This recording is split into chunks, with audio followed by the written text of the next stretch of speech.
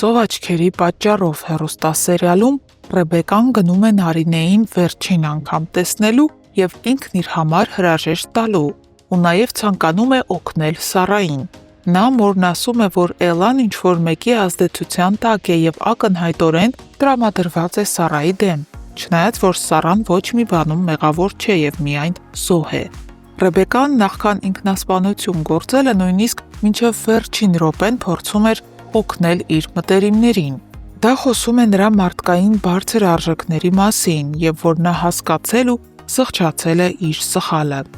Իսկ Նարինեն խոսակցության վերջում շատ տարօրինակ ձևով, բայց այնուամենայնիվ մի խելացի բան է ասում։ Նա Ռեբեկային հանգստացնում է, որ ինքն իր վրա է վերցնում պապիկին ճշմարտությունն ասելու ծանրությունը, այսինքն ինքը կասի, որ Միսակն է իրականում գողացել փողը։ Այստեղ Ռեբեկան մի քիչ հանգստանում է ու մտափոխվում է ինքնասպան լինելու մտքից։ Նարինեն վերադառնալով տուն խոսում է Էլլայի հետ, փորձում նրան բացատրել, որ Սարան ոչ մի բանում մեղավոր չէ։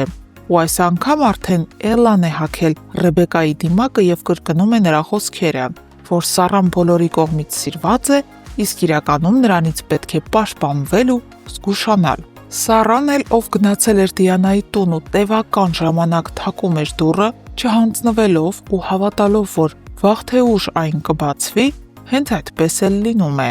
Դարպասից դուրս է գալիս Գոռը ու շատ սառը բարևում Սարային։ Վերջինը սկսում է նրան հրել, հարվածել, թե ինչու չէր արձագանքում իր նամակներին ու զանգերին։ Մի խոսքով Սարան վերադառնում է տուն։ Բոլորը սեղանի շուրջ նստած թեյում են և Սարան որոշում է պատմել, որ Գոռը իրականում չի մեկնել, այլ Երևանում է ու ինքն էլ հանդիպել է նրան։ Եվ հենց այստեղ կրկին Էլլայի աստղային ժամն է։ Կրկին նա է ելույթ ունենում, հարցախեղ տանելով Սարային, որ չէ որ նա այսքան ժամանակ գիտեր, թե որտեղ է Գոռը ու չի ասել, լռել է։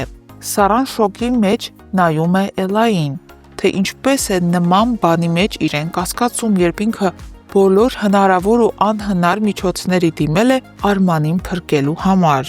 Հարգելի հետևորդներ, ինչ է պատասխանում Գոռը Սարային։ Արդյոք համաձայնում է գնալ ոստիկանություն ու ցուցմունք տալ։ Գրեք մեկնաբանություն և սեղմեք բաժանորդագրվել կոճակը։ Իհարկե ես հասկանում եմ, որ տեքստերը չեմ սովորել, բայց կարծում եք սկոչով ձեռքերս կապելը տեքստեր չսովորելու համար նորմալ է։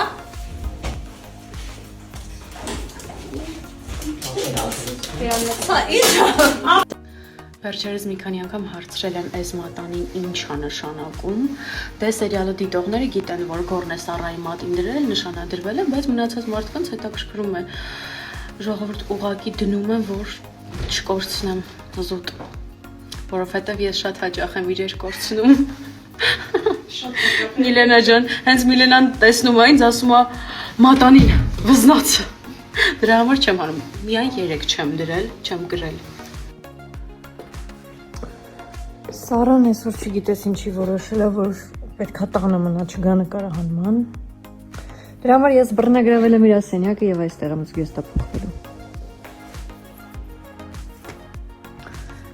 Քանի որ մնացել եմ միայնակ Սարային ընջարանում, որոշեցի բացահայտեմ ինչ-որ բաներ Սարայի մասին ու այստեղ գտա օրինակ Սարայի ամենասիրելի գիրքը, դա երկրաչափությունն է 8-րդ դասարանի, 6-ից 8-րդ դասարանի համար նախատեսված։ Սարան ուսումնասիրում է երկրաչափություն։ Էմմա ջան, քանի որ դու արդեն հասցրել ես Սարայի պահարաններն ուսումնասիրել, ես քեզ ուղղակի մի բան կխնդրեմ։ Խնդրում եմ իմ մայրենի տետրի մեջ կարգինով նկարազարդումներ չանել սովորությանդ համաձայն։ Եվ հետո մի բան ասեմ, իմացիր, միգուցե չգիտես, ես քեզ ասեմ, դու ինձ շատ ես կարոտել։ Դու ինձ շատ ես կարոտել։ Ուղղակի շատ, այնքան, որ անիմաստ ես համարում այսօրվա նկարահանման գնալդ, ունայնություն է տիրում,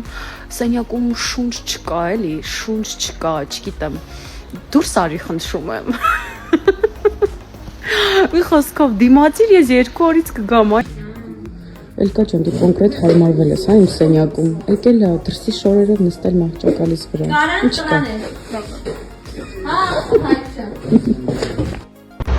Ժամը 9 է, այսօրվա նկարահանումներն ավարտված են ու ես ինչպես միշտ միայն ես չէ։ Տեսեք ինչ մեծ պայուսակներով են, ես ճամպրուկով եմ, Ադրինեն շատ մեծ պայուսակով, որովհետև հագուստները շատ են ու հնարավոր չի առանձին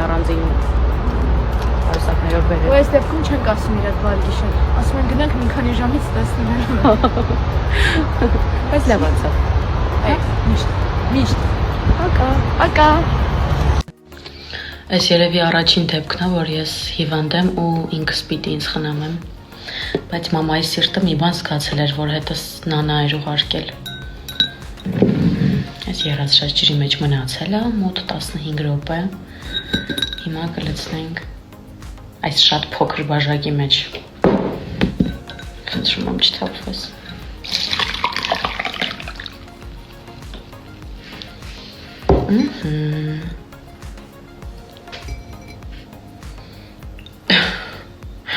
Այսպես անեմ, որպեսզի պատկերացնեք ինչքան մեծ բաժակ է,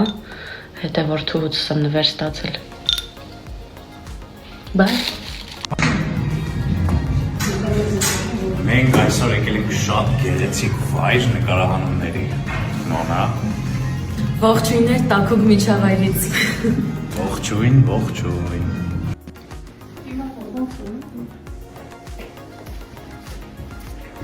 Իհարկե երկուսս ուզում եմ։ Այսօր նկարահանումներս ավարտեցի ուղիղ ժամը 6-ին։ Մի տեսակ դերասանուհու աշխատանքի նման չի էլի, ֆիքսված ժամը։ Աստորեն էսպես էլ է լինում։ Բրթեքանը գցեք սերիալից դուրս, տենց վատ է։ Այս երկու քույրն են միայն։ Իրականում այս սրանք են ստորը, իմ անունն է դուրս եկել։ Սա ինչ հարց էր։ Իհարկե դուր է։ Իհարկե ոչ։ Քեզ ասով խոսացրեց։ Պարտադիր ինան մեջ պիտի գցի, գիտես։ Չեմ կարողանում առանց քեզ։ Չաչելի է։ Լավ, իրականում իհարկե դուր է գալիս, որովհետև ես իմ կերտած չեմ սիրում այդ բառը։ Ես այն կերպարները, որոնք որ ես մարմնավորում եմ, շատ սիրում եմ։ Ողջույն բոլորին, այսօր սերիալի Instagram-ի էջը մեզ մոտ է, կարող եք մեզ հարցեր տալ, մենք մաքսիմալ անկեղծ կպատասխանենք։ Հիմա ես անտառում եմ ու լրիվ մենակ եմ, Սոնուշնի գրուպան չգիտեմ որ կողմա գնացել։ Ու հիմա գնում եմ իրանց խնդրելու։ Հիմա ինչ եմ ուզում հարցնեմ,